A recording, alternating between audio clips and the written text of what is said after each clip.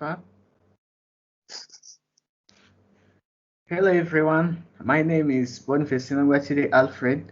Today me and my colleagues, we are pleased to share with you and to make a discussion about the Journal of a Malaysian Studies project, which is focused on Malaysia as history. The idea of Malaysia as history is based on the views of the Malays who are concerned about the future.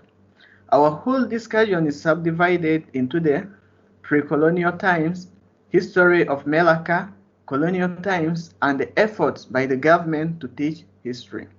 Throughout our discussion, frames are presented in the museum and are used to describe the different events in the history of Malaysia, with the frame of the concept of history being availed as the superframe. With this, I hand over to James to continue.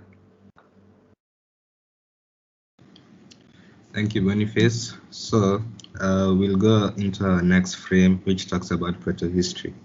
In proto-history, we look at how Malaysia related with the wider world.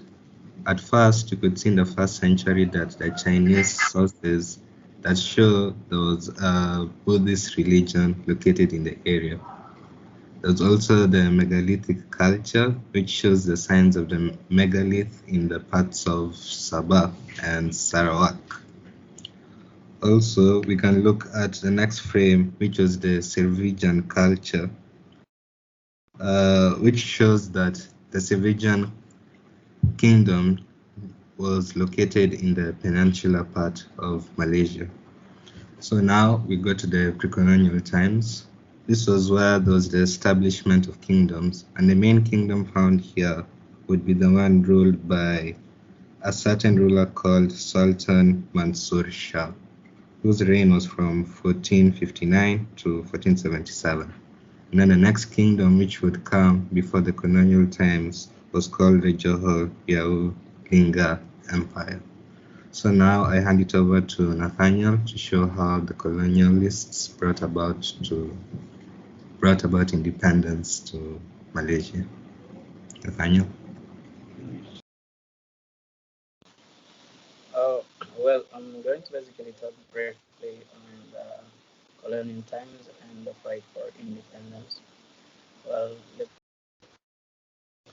colonial time in a time where the European came after the sultans were like defeated in 1511.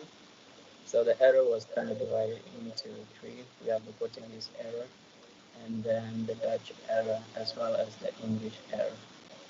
So the main reason for the coming of the European was solely the trade, and the British were granted access to administrative finance because Malaysia was running into some kind of problems of financial handling at that time. So another frame was the unfederated Malay states, which was against the British introduced role in Malaysia. Next frames were the foreign powers in Sarawak and the nationalism, which talks about how Sarawak was given to James Brooke in the year 1841, and the fight for freedom by the Malaysian nationalists. Last but not the least were the Japanese occupation, where the Japanese motivated the nationalists under the name Asia for Asians, and the Federation of Malaya, as well as the emergency frame. So this frame depicts the route to independence by the nationalists. And lastly, were the confrontation frame, which signifies the formation of Malaysia, Sarawak, and Sabah, and the significant decade led by Dr. Mahathir as the first prime minister of that time. So that is a short description of the time and the independence.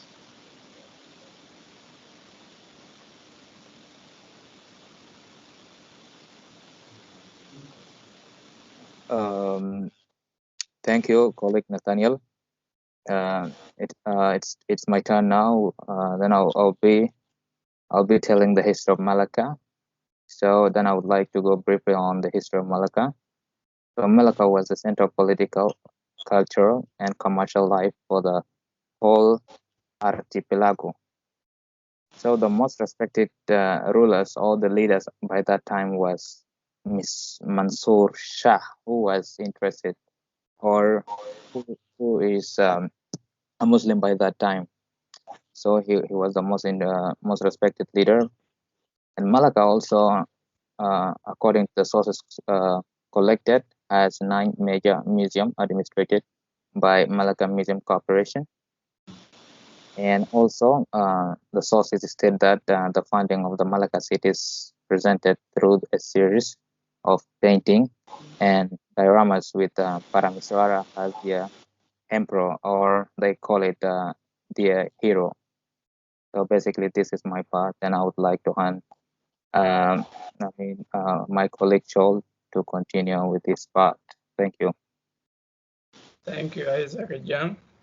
I'm going to talk about the Malaysian government efforts to teaching the history. Omtang is one famous and well remembered in different countless streets in Malaysia, which is evidenced by one of the newly RTA station in Kuala Lumpur, as well as bus and many small business enterprises across the country.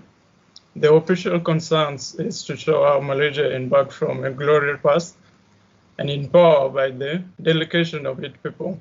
However, the past embarked differently in different venues. The presentation of the past is clearly regarded as an enterprise of major importance in Malaysian government nation building programs. The contribution of local and state museum is the supreme of Malaysia in critical factor in projecting more dynamic and realistic figure of modern Malaysians. This is what I'm going to talk about. The last part of our presentations is going to be handled by Nathaniel Cholalia. Welcome.